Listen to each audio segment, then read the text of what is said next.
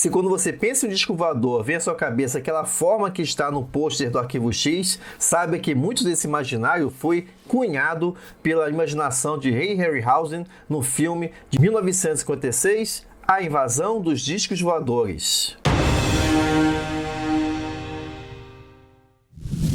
E aí, tudo fantástico com você?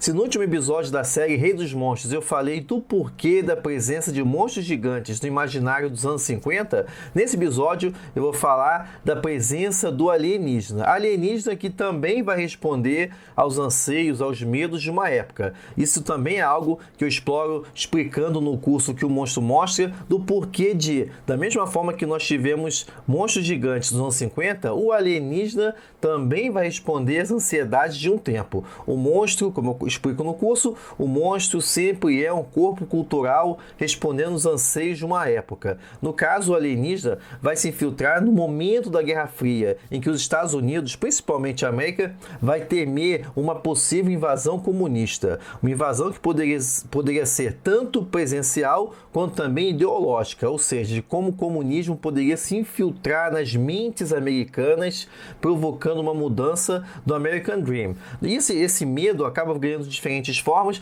poderia ser por exemplo, de uma invasão, de uma infiltração alienígena, né, representando esse medo comunista, em que corpos seriam substituídos, assim como também de uma invasão mais literal, em que os alienígenas, no caso os discos voadores, vão representar essa invasão extraterrestre / invasão comunista. E muito desse imaginário, se hoje quando você pensa no alienígena, você pensa e no seu transporte, disco voador, você pensa naquele prato, né, que voa, muito disso vem do filme aí, Invasão dos Discos Voadores, que teve os efeitos especiais de Ray Harryhausen.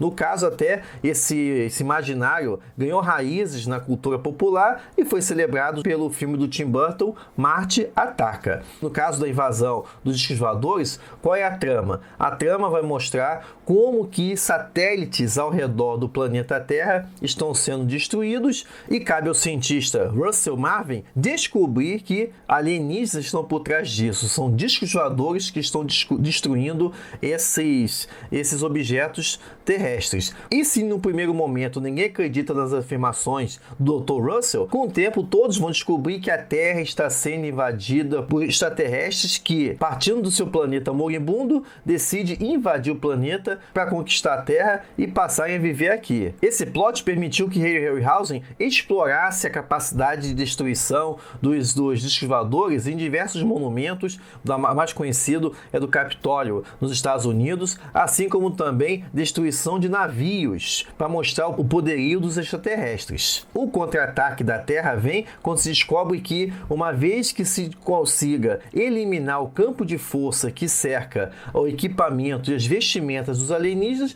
eles podem ser mortos por simples armas de fogo. Ainda que hoje não seja tão lembrado como Jasão dos Argonautas, Fúria de Titãs e os filmes de Simba, a invasão dos discos voadores, como eu comentei, marcou fundo a cultura popular, principalmente porque trazia essa visão mais inocente dos discos voadores, bem alinhado com os anos 50 e 60. E já que eu estou falando de invasão extraterrestre, é bom lembrar também dos filmes que o Ray Harryhausen não conseguiu fazer. Nesse caso, o clássico Guerra dos Mundos, de H.G. Wells, romance de 1898.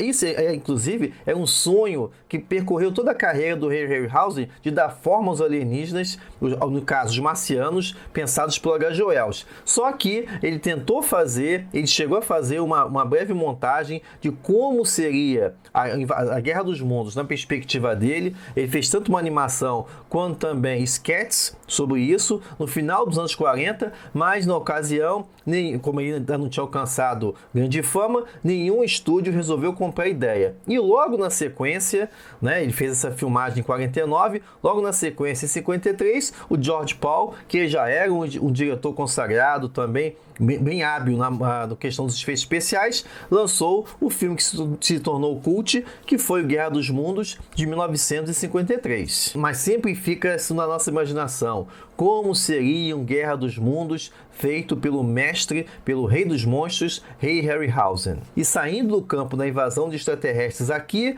outro filme que dessa vez mostra uma invasão terráquea na Lua, a gente vai ver em 1964 com Os Primeiros Homens na Lua, também baseado no romance do H.G. Wells de 1901. No caso, a gente vai ver que o cientista Cavor cria uma substância chamada cavorita que anula a gravidade dos objetos onde ele é aplicado. E aí, acompanhado também de um casal cuja ida na espaçonave não estava planejada, acaba levando eles até a Lua. Na Lua, eles vão encontrar criaturas fantásticas, como por exemplo uma lagarta gigante e principalmente uma raça dos selenitas, um povo que vive em paz e é comandado por uma grande entidade que, por conta até de problemas de comunicação, acaba provocando uma discórdia entre os terráqueos e um deles, o Arnold Bedford, acaba considerando os selenitas como uma ameaça para a humanidade. O filme é de 64, mas como a ambientação é no final do século XIX, você consegue ver bem itens que hoje podem ser enxergados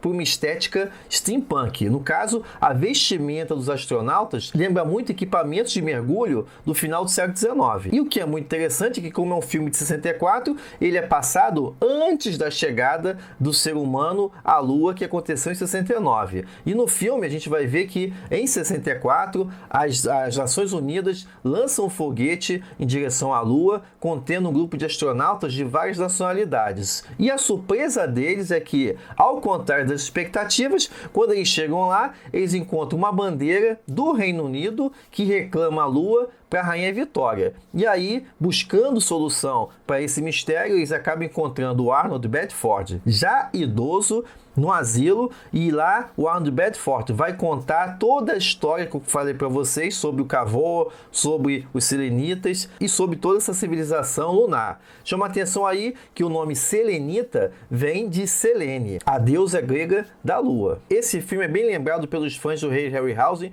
principalmente porque já é um filme colorido. O primeiro filme colorido do Ray Harryhausen foi Simba e a Princesa, e a partir daí as cores ajudaram ainda mais a valorização da imaginação do Ray Harryhausen. Lembrando que se você quiser se aprofundar na temática do monstruoso, dá uma olhada aqui embaixo na descrição do vídeo para saber quando vai abrir a próxima turma do Que o Monstro Mostra. E falando nisso, não se esqueça de baixar também o seu e-book grátis Como Criar Monstros, para você que escreve, pesquisa, leciona ou simplesmente curte o tema do monstruoso. Muito obrigado então pela sua presença, vejo você no próximo vídeo da série Rei dos Monstros. Até lá!